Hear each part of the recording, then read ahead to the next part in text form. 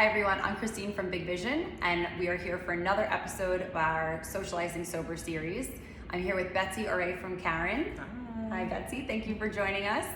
A little bit about us. Bigvision is a nonprofit, and we are all about sustaining recovery through experiences, lifestyle, in-person events, and virtual offerings like this one. We are a nonprofit, so all of your donations truly help. If you could check out our website, bigvisioncommunity.com, and you'll be able to make a donation and also see our upcoming events. I'm here with Betsy today, and we're going to be talking a little bit about Socializing Sober in preparation for our Sands Bar pop-up event that we will be having this Friday from 7 to 10. We'll talk a little bit more about that later. But Betsy, why don't you give a little bit of background on yourself? Sure. Hi, my name is Betsy Auray, and I am the Regional Director for Caron Treatment Center's New York office. We offer recovery support services, we do assessments, we do family support, sober coaching, family reintegrations, anything that we can to help families and individuals who are struggling with, in some way, substance use disorder, alcoholism, and family issues around that. We are happy to help people recover. That's amazing. We've been working with Caron for quite a long time, and it's so important to get not only the people in recovery, but the stakeholders, the family members in their life. So it's very important.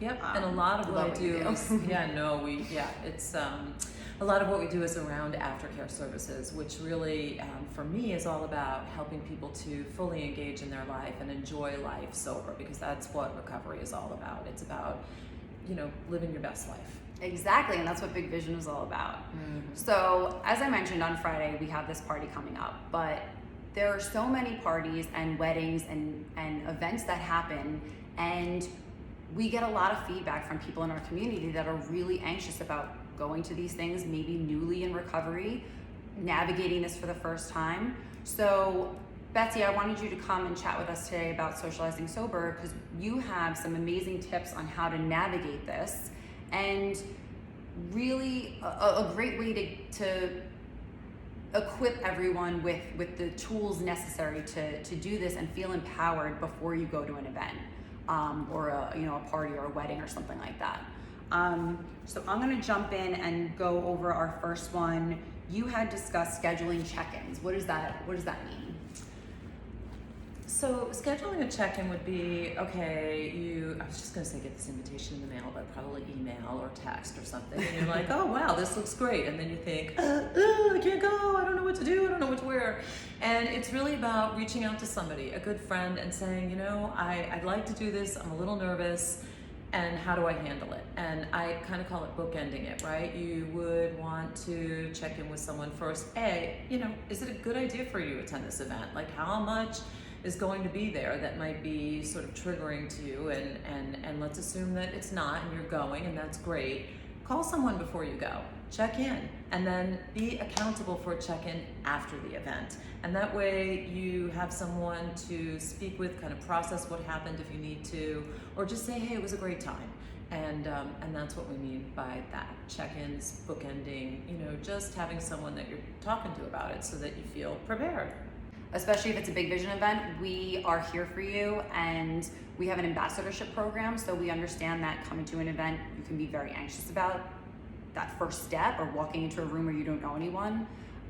Reach out to us, reach out to me, let me know that exists and you're feeling that way, and we can always meet for a cup of coffee beforehand, or meet ahead of time just to walk into the event and reduce some of that anxiety surrounding that.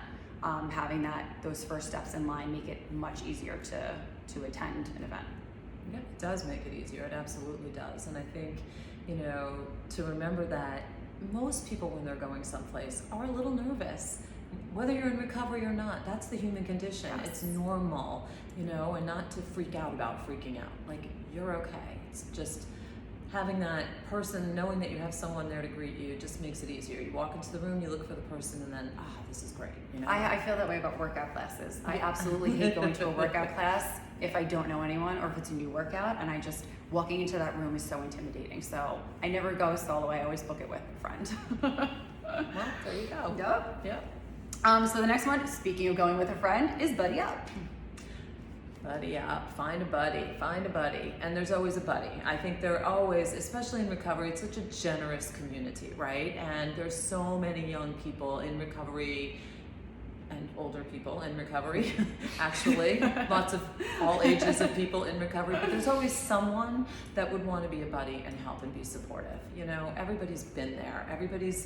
Everybody's done something before me. You know, I'm not the first one to do really so much of anything. And so knowing that I can reach out, usually people are flattered to be asked, actually, hey, would you help me? Would you go with me? Would you be a support for me? Most people are more than happy to help.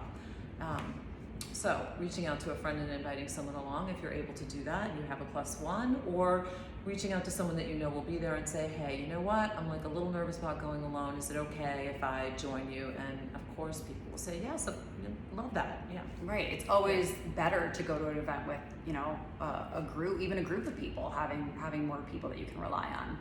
You know, and the other thing to consider is that you may be doing that person a favor and not even knowing it, right? Asking for help, generally speaking, you're doing the person a favor and you don't even know it. I hear people say that they feel like a burden, and that's just not the case.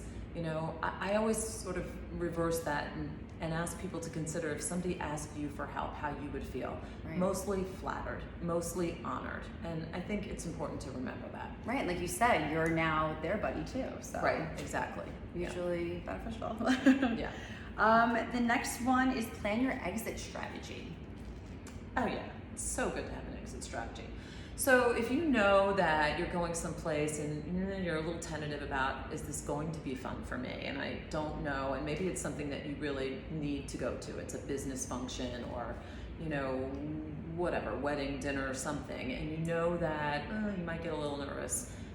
It's okay to accept the invitation and just sort of qualify it with, I might need to leave early, and you know, I just want you to know that in advance. I'd really love to come. Unfortunately, I can't stay for the whole evening, but I'll be there, and thank you so much. And that way, you don't have to feel as though you are offending anyone if you do leave early, if that's necessary. And then if you decide you're having the best time of your life, you can always say, I was having so much fun, I didn't want to leave.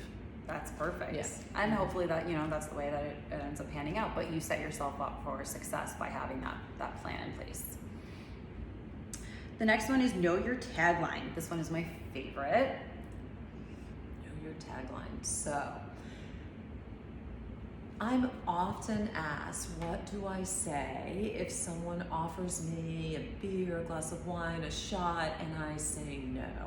Right? Like, what do I say? Deer in the headlights. Do I have to tell them I'm in recovery, or, you know, they want me to use, and, you know, just have a line that you're comfortable with. Like, you know, and you can use humor. You can just say, you know, not today, or I'm not drinking today, or I'm not using today.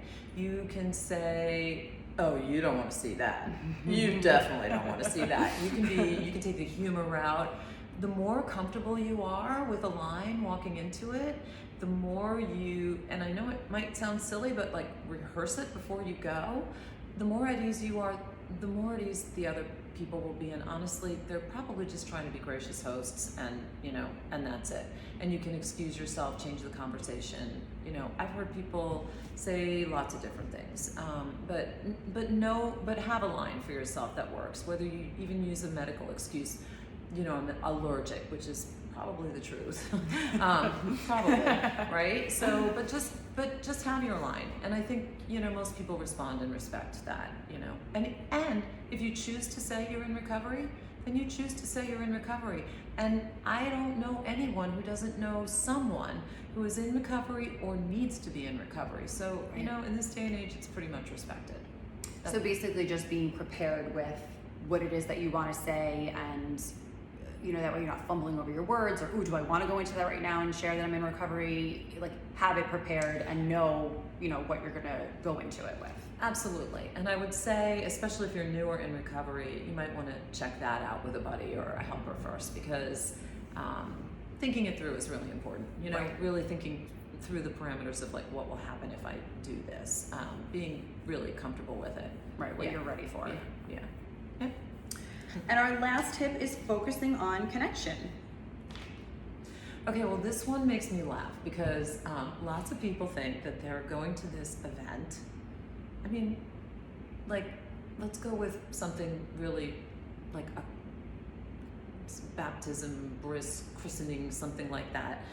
They're not drinking events or using events. They are actual celebrations that have to do with people coming together for a purpose to celebrate and connect. And I love that you use the word connect, because recovery is about connection. There's a great line, not mine, I wish it were, because I use it all the time. Addiction is the opposite of connection, right? And, you know, in recovery, we talk about the importance of human relationships and human connection, because to a person, and you know, before I forget, I just want to mention one thing on your tagline thing, because it's relevant. I'm just thinking of it as, you know, COVID gave people a wonderful opportunity to say, over COVID, I experimented with plant-based eating or working out or not using anymore, not drinking anymore, and you know, and I liked it so much I decided to keep doing it. You know, it is sort of, I've heard a lot of people do that with great success. Mm-hmm. Anyway, back to, you know, getting out in the community and connecting with other people. The fulfillment after, like, think about like your best day with your best friends when you're a little kid and you laughed so hard it was like an ab workout, right? Like, I just had a day like that with someone. Oh, that's amazing. Those are the best. Where I just laughed so much over silly stuff, and the fullness of your heart. It's a fullness, it's a connection. And I think that there's so much comparison now in the world. There's so much pressure to look a certain way, be with certain people, but really those events are meant to be, in their truest form, just enjoying friendships and having fun and bringing out the best in one another. That's why people have events like whatever those events are, whether it's a party, a graduation, whatever it is, doesn't matter. So kind of keeping that top of mind, you know, that that's the reason that you're there to begin with. And I think all of this goes together, right? Like, you find someone, you say, hey, I feel funny about going alone. Can I just connect with you when I get there, you know? Or asking people about themselves is another way to really build strong connections. I can't even begin to tell you, even someone you might know for 5, 10, 15 years, if you approach things, and this is another strategy I've used a lot with people, as if you're a reporter going into a story, right? You need to write a story on everybody there. If you approach things with genuine curiosity, and you ask people about themselves, people love to talk about themselves. You might learn something that you never knew about someone that you thought you really knew, or you might find someone or something that is really just interesting to you while you're there, and engage with someone in a different way, leaving like, oh, you know, instead of socially isolating, which is the opposite of recovery, right? So be curious and be playful. I love that. And it's true, people do love, like, if you put the focus on them, there are certain people especially who will just go on, and that way you don't have to worry about it. Mm-hmm. But it's true, one of the things that I like to do at Bigvision events to try and, you know, break the ice is, you know, we'll go around the room and do different exercises, like, you know, just share a fun fact about you that no one really knows. And we've done this so many times, and people will share certain things, and then we'll have other people like, oh my God, you do that too, or you like that too, and they naturally kind of just gravitate towards one another, because you immediately are kind of forced to reveal something about yourself, and now you have someone that has something in common with you. So it makes the, you know, events like that, especially Bigvision events, much easier to, you know, kind of jump right into, especially if it's a group of people that you don't know. So, you know, the other thing about being curious is be genuine. You know, you can open the door to a conversation very simply just by, I love your hair, or you have a great smile, or where'd you get the shoes, or, you know, just simple, easy things that, and I can't imagine that anybody wouldn't walk into a room and see something nice that they noticed somewhere to comment on, and then take it from there, because who doesn't like that, you know? I mean, it's true. So, yeah. That's great. These are great tips. Do you have any other suggestions or ways to navigate that you would share for someone newly in recovery who might be feeling intimidated or hasn't gone to, like, they're feeling like, I can't go to an event like this. They've turned down all these invitations. Like, what's something that can help you get to that next step to know, like, in addition to these steps, like, how do I get to that next, getting out the door? Well, look, I mean, I've never gone skydiving. I don't know that I would, but I mean, if you're going, at some point you just have to hold your breath and jump, or I don't know if holding your breath is the idea, but you just have to jump, right? And trust that the parachute is there. I think it's just go. And remember that other people usually are nervous as well. That's a human thing. That's not necessarily a recovery thing. That's just actually a human thing. Find your tribe. Find like-minded people, and you will. I mean, you will. I think sometimes it's tough to put yourself out there. It's always a reward. We talk about, there's a celebrated author who always talks about the power of vulnerability, and I do believe that making yourself a tiny bit vulnerable gives someone else permission to connect with you, to open up a little bit with you, and then you'd be surprised what comes from that, and the friendships and the people that you'll find in your life. So amazing. Give yourself a chance, I would say. Give yourself a chance to succeed. So, as I mentioned earlier, the best way to give yourself that chance is this Friday. We are partnering with Sands Bar. Chris Marshall from Austin, Texas, is on his national tour, and we are the New York stop. We are so excited for this event. It's going to be amazing. We have Reprieve, who will be our DJ for the evening, and it is a safe, sober space. Tickets are available on our website, and this is a perfect opportunity to come and test those waters, put these strategies into effect, knowing that there won't be, it's not going to be a trigger event, but that you can test it out in this environment before you go on to the wedding or the party that you went to, that you got invited to, that might be triggering. And Betsy, will you be joining us? Yeah, I just wanted to put this out there because I think, first of all, it sounds very, very fun. Mm-hmm. It's a great place, a great venue to practice. Apparently the DJ is phenomenal, and so that means to me there'll be dancing. Yes. So let's talk about dancing in recovery. Yes. And what you look like on the dance floor and what you think you look like on the dance floor, and reality versus, how you know what I'm saying here, right? Like, I think your moves are probably better when you are completely stone cold, sober, recovering, whatever, than they are when you're maybe thinking Not that you so look much. great. Not a good look, right? So it's a good, and I will tell you that I have danced on more tables in recovery than not. So it's possible to just have a great time, and I'm all for having fun.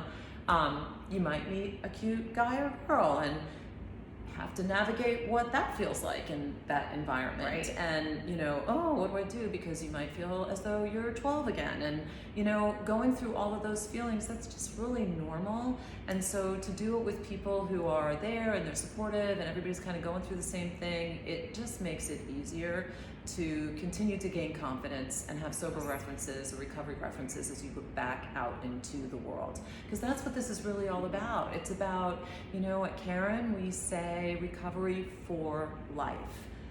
Not for, like, just staying home and, being bored, but actually for a big life and a big vision of a big life, Yeah. right? That's why you want to be healthy and strong, so that you can have the life that maybe you always dreamed of without substances getting in the way. Right, So, something that's fulfilling, Yeah. and and I promised I would show up on Friday night. So I'll tell you what, if anybody out there is like on the fence, not sure, wants a friend to talk to, has questions, I'm so happy to, to be that friend on Friday night, if it makes a difference and it gets you there. So That's amazing. Thank you so much, Betsy. And we're gonna see you dancing. I don't know. You have to now. Maybe. Those tickets you can find on our website, bigvisioncommunity.com. You can hit the bar across the top or go to our upcoming events page Friday, August 12th, and we hope to see you guys there. Thank you so much.